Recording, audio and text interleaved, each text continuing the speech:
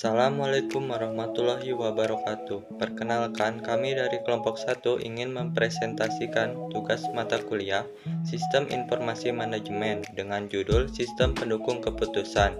Sebelum melanjutkan ke pembahasan, izinkan kami memperkenalkan diri terlebih dahulu.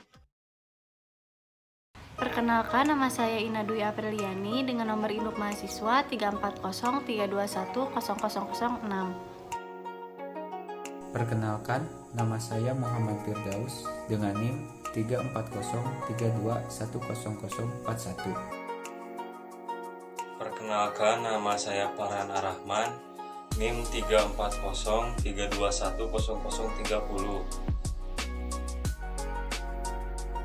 Perkenalkan, nama saya Helvin Nopal Saputra dengan NIM 3403210044. Pengertian pendukung keputusan. Sistem pendukung keputusan (SPK) atau Decision Support System (DSS) adalah sebuah sistem informasi yang fleksibel, interaktif, dan dapat diadaptasi dan dikembangkan untuk menyediakan informasi, permodelan, dan pemanipulasi data, sehingga dapat menghasilkan berbagai alternatif keputusan dan jawaban dalam membantu manajemen dalam menangani berbagai permasalahan yang semi terstruktur dan situasi yang tidak terstruktur. Manfaat yang diambil dari Decision Support System atau DSS: 1. Keputusan yang berkualitas. 2. Peningkatan komunikasi. 3. Cost reduction. 4. Peningkatan produktivitas. 5. Penghematan waktu. 6. Peningkatan kepuasan karyawan dan pelanggan. Tujuan pengambilan keputusan. Yang pertama, membantu manajer dalam pengambilan keputusan atas masalah semi terstruktur. Kedua, memberikan dukungan atas pertimbangan manajer dan bukannya dimaksud untuk menggantikan fungsi manajer. Ketiga, meningkatkan efektivitas keputusan yang diambil manajer lebih daripada perbaikan efisiensinya. Jenis-jenis keputusan menurut Simon terbagi menjadi dua bagian. Yang pertama, keputusan terprogram, bersifat berulang dan rutin, sampai pada batas hingga suatu prosedur pasti telah dibuat untuk menanganinya, sehingga keputusan tersebut tidak perlu diperlakukan de novo sebagai sesuatu yang baru tiap kali terjadi. Yang kedua, keputusan tak terprogram, bersifat baru, tidak terstruktur, dan jarang konsekuen. Tidak ada metode yang pasti untuk menangani masalah ini karena belum pernah ada sebelumnya, atau karena sifat dan struktur persisnya tidak terlihat atau rumit, atau karena begitu pentingnya sehingga memerlukan perlakuan khusus. Tahap-tahap pengambilan keputusan menurut Simon. 1. Kegiatan intelijen, mengamati lingkungan untuk mengetahui kondisi-kondisi yang perlu diperbaiki.